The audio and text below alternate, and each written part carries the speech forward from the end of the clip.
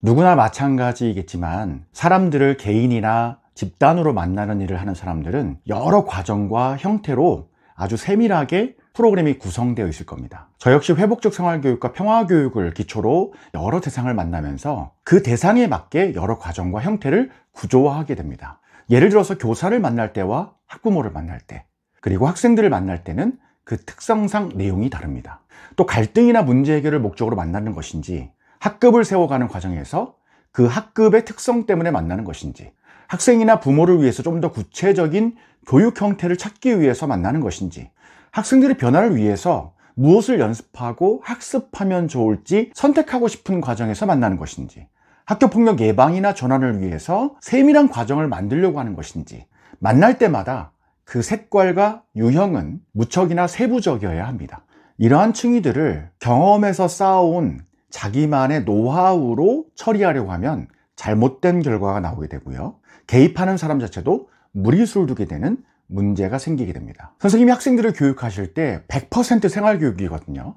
근데 본래 개입하는 사람으로 구조화되어 있지 않다면 계속 혼란스러운 상황을 맞게 됩니다. 그래서 오늘은 제가 어떻게 선생님들을 연수로 만나는지, 그리고 실제 내용은 무엇을 하는지 선생님들께서 피드백 주신 내용으로 살펴보도록 하겠습니다. 저에게 강의 후에 후기를 문자나 톡으로 보내시는 분들의 내용을 모아봤는데요, 저에게도 도움이 되고 제가 하는 일이 어떤 방향성을 찾아가야 하는지 성찰하는 계기를 마련해주는 대목이 많았습니다. 보내주신 후기를 보면 제가 어떻게 진행하는지 힌트를 얻을 수가 있습니다. 먼저 어느 중학교 선생님의 후기입니다. 자기를 들여다보고 반성하기에 좋다.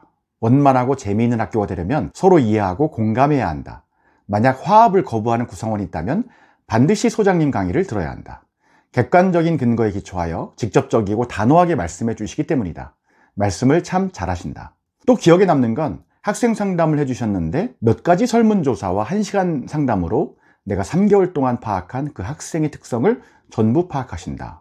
오, 전문가는 다르구나 생각했다. 대화, 상담 이런 부분에서 이 정도 전문성을 가지신 분이 이야기해 주시면 누구나 반성하고 받아들여질 것 같은 느낌이 든다. 제가 작년에 처음 유튜브를 시작할 때 이름이 소셜 프로파일러였습니다. 지금도 그 이름은 유효하지만 어쨌든 학생생활교육의 멘토로서 역할을 해나가려고 합니다. 이 선생님은 제가 학생들을 만나고 나서 선생님과 대화를 나눌 때 학생에 대해서 파악한 거, 그리고 학생들을 어떻게 대해야 하는지 말씀드렸던 게 굉장히 인상적이었던 것 같아요. 저는 학생들이 어떻게 생활하고 또 행동하는지 면밀하게 파악하려고 노력하고요, 그리고 그 속에서 아이들이 심리적 기제가 어떻게 작동되는지를 파악하려고 합니다. 그래서 아마 선생님이 이렇게 후기를 보내주신 것 같습니다. 감사합니다. 또 다른 선생님의 후기입니다. 소장님의 강의를 들으며 제법 오랜 시간 매일 학생들을 만나고 지도해 왔으면서도 정작 아이들에 대해 모르는 게 많고 지도에 부족한 점이 많다는 것을 새삼 깨닫게 되었어요. 소장님의 많은 경험과 예리한 통찰력을 바탕으로 학급의 근본적 문제를 알려주시고 실제적인 해결 방법을 안내해 준 것이 큰 도움이 되었어요. 진정한 관계 형성에 대해 고민할 수 있는 시간이었습니다. 소장님의 위트 있는 말솜씨와 노련한 강의 진행도 탁월합니다. 선생님들뿐만 아니라 학부모님들께도 적극 추천합니다. 여기 초점이 있죠. 학급의 근본적인 문제를 알려주시고 실제적인 해결 방법을 안내해 준 것이 큰 도움이 되었어요. 학급은 문제가 있는 공간이죠. 그런데 문제로 볼 것인지 관계로 만날 것인지는 선택에 따라 달라집니다. 당장 일어난 문제는 반드시 해결을 해야 합니다. 그런데 문제보다 더 큰 것은 관계입니다. 관계를 어떻게 형성해야 하는지 안내하는 게 제가 하는 강의와 만남, 그리고 문제 해결 과정의 특징이라고 할 수 있습니다. 또 다른 선생님의 후기를 살펴보도록 하겠습니다. 저에게 정진쌤의 강의는 교사의 역할 중 학생들과의 소통, 학생들끼리의 소통에 큰 도움을 받고 있습니다. 모두가 평등하게 발언하고 모두의 이야기를 경청하여 듣기가 참 어려운 현실인데 한문 수업의 중심을 어휘력과 타인의 권리 존중으로 두고 수업할 때 서클은 이를 모두 실현하고 경험하고 학습할 수 있는 최선의 장치가 되어줍니다. 참 어려운 부분입니다. 교사의 역할 중에 학생들과의 소통, 학생들끼리의 소통, 모두가 평등하게 발언하고 모두의 이야기를 경청하여 듣기가 참 어려운 게 현실입니다. 저 역시 제가 그 시간을 좌우하려는 권력을 내려놓을 때 대화의 본질에 접근하는 것을 계속 배우게 됩니다. 이게 금방 되는 게 아니죠. 제가 저를 초대해서 강의 들으시면 이렇게 됩니다 라고 교만하게 말씀드릴 수는 없습니다. 사람을 만나는 것은 1차적으로 선생님을 만나는 것이고 또 선생님이 학생들을 잘 만날 수 있도록 돕는 일이면서 학생과 학생이 서로 존중하면서 만날 수 있도록 교육적인 장치를 마련하는 것이 병합되어 있기 때문에 복잡하기도 하지만 그 출발선이 어디인지 알고 접근하는 것은 중요한 일입니다. 저는 그것을 제공해 드리고 있다고 보시면 좋을 것 같습니다. 첫째, 첫인상 귀여운 스마트한 임꺽정, 안경을 쓴 모습 때문인지 스마트해 보이셨고 살짝 보이는 미소가 귀여우실 것 같은 느낌이 들었다.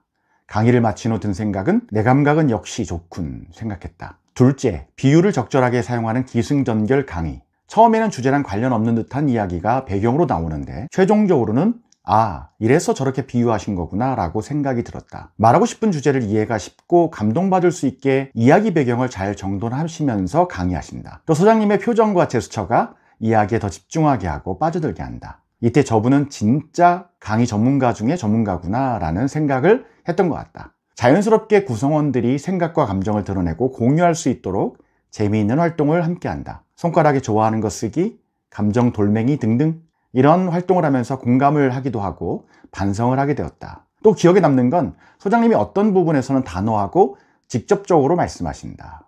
한 구성원은 눈물을 글썽이기도 했다. 아무튼 감동이 있는 강의이다. 강의가 재밌고 소장님이 열정이 넘치셔서 2시간을 넘게 집중하면서 들었더니 눈이 피로하고 허리가 아팠다. 또 기회가 있으면 잠깐 쉬자고 말씀드려야겠다. 사실 선생님들이 보내주신 후기들은 대부분 깁니다. 그것은 그 안에 구체적인 사건이 들어가 있고 함께 경험했던 이야기가 담겨 있기 때문에 그렇죠. 일방적인 강의 형태가 아니라 공동체 이야기 속으로 들어가서 함께 탐사하는 것이 목표가 됩니다. 이런 스마트한 임꺽정이란 말이 인상적입니다. 정직한 후기 감사합니다. 또 한 선생님은 깨달은 부분을 후기로 남겨주셨습니다. 저는 회복 측정의 패러다임을 알고 나서부터 아이들의 문제 행동을 발견할 때면 음보적으로 처벌하기 전에 공감해주고 충분히 설명할 기회를 주며 자발적 책임 기회를 주려고 애썼습니다. 그럼에도 불구하고 문제 행동은 좀처럼 개선되지 않았고 저는 지쳐서 회복적 생활교육의 한계를 느꼈고 교사로서의 무력감과 학생들에 대한 원망감으로 가득했습니다. 그런데 정진 소장님께서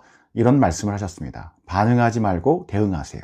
학생들의 문제 행동을 할 때마다 화를 내거나 무기력에 빠지거나 기뻐하는 것이 아니라 전략을 세우고 그 방향에 따라 학생들의 반응과 상관없이 지속적으로 이행하라는 뜻이었습니다. 간단해 보이는 이 조언이 저에게는 멈추지 않고 꾸준히 나아갈 수 있는 힘이 되었습니다. 이제는 생활교육에서뿐만 아니라 수업 시간에도 아이들의 반응에 일희일비하지 않고 계획한 대로 꾸준히 실시하려고 노력하고 있습니다. 아이들의 반응을 무시한다는 뜻이 아니고 그 반응에 의해 내가 휘청되지 않는 것만으로도 아이들에게는 안정감을 주는 장점이 된 것 같습니다. 이런 깨달음을 주신 소장님께 감사드립니다. 사람은 감정적으로 조절해 나가는 것이 연습을 통해서만 가능합니다. 그냥 어떻게 하면 되겠지가 아니라 구체적으로 알아차리고 내가 선택할 범위를 한정하고 행동으로 옮기는 연습을 하는 것이 중요하죠. 극단적인 학생이 있다고 모든 초점을 그 극단적인 학생에게 맞추는 것은 좋은 선택이 될 수가 없습니다. 내가 그 극단성에 지배당하게 되면 그 순간부터 내가 피해자가 되는 것이죠. 정신적으로 지배를 당하는 상황이 발생하게 되고 내 일상을 살아가는 것이 어려워집니다. 그래서 평소에 내 일상을 어떻게 운용하면 좋은지 감정이나 생각, 몸의 감각 사용하는 방법을 익혀야 합니다. 저 역시 그런 연습을 계속해 나가는 중이라고 말씀드릴 수가 있는데요. 교실 공간에서 학생들을 만날 때 나는 누구이며 어떻게 반응하고 있는가가 쌓이면 대응이 됩니다. 거꾸로 말해서 대응 방식을 결정하면 내가 누구이며 어떻게 반응할 것인지가 풀어지게 될 수 있는 것이죠. 제 강의에서 이런 방법을 안내드리고 있습니다. 정진 소장님 강의 늘 잘 듣고 있습니다. 덕분에 관계, 소통, 공감, 회복, 평화, 머리에 맴돌던 관념적인 말들이 수업에서 또 여러 만남에서 꼭 맞는 옷을 입고 살아 움직이는 것을 봅니다. 교실에서 일어날 수 있는 여러 상황을 연구하시고 여기에 대응할 수 있는 구체적이고 실질적인 방법을 제시해 주셔서 감사합니다. 저도 감사합니다. 관념적인 말들로 가득 찬 교실에서 이것이 실제로 어떻게 풀어지는지 적용 과정을 교사와 학생이 함께 나눌 수 있도록 돕는 것이 제가 목표로 하고 있는 바입니다. 가치만 좋아서는 안 되죠. 가치가 관계로 내려앉을 때 효력이 발휘됩니다. 교실에 좋은 말은 잔뜩 붙어 있지만 쉬는 시간, 점심시간, 수업 시간에 아이들의 상호작용이 폭력적이라면 우리는 다시 생각해 봐야 합니다. 이것을 어떻게 전환해야 하는지 제가 안내해 드리고 있습니다. 기회가 될 때마다 여러분들께 후기를 나눠드리도록 하겠습니다. 특징이 있다면 후기를 보내시는 분들은 저를 한 번만 만나는 분들이 별로 안 계시다는 점입니다. 그건 생활교육, 관계, 존중, 신뢰 이런 가치가 한 방에 끝내야 하는 관념적인 지식이 아니기 때문에 그렇습니다. 만들어 가야 하는 관계의 건축물과도 같습니다. 피스빌딩, 평화구축이라고 하는 말 자체가 평화를 만들어가는 과정에 충실한 것처럼 말입니다. 여기에는 철학이 있고요. 디테일한 티칭 방법이 있고, 그리고 도구가 준비되어 있습니다. 대응 방식, 해결 가이드 역시 마련되어 있습니다. 학생생활교육은 통합적인 접근 방식을 지녀야 합니다. 선생님이 저와 함께 그 일을 시작하신다면 마법처럼 쫙 바뀌진 않겠지만 교실의 현실을 바꿔가는 삶을 살아가시도록 도울 수 있다고 감히 말씀드리겠습니다. 관심 있는 분들은 아래의 링크를 클릭해 주시면 감사하겠습니다. 도움이 되셨다면 구독과 좋아요를 부탁드리고요. 저는 언제나 선생님들의 학생생활 교육을 지원하고 돕겠습니다. 지금까지 학생생활 교육 마스터 클래스 정준이었습니다. 감사합니다.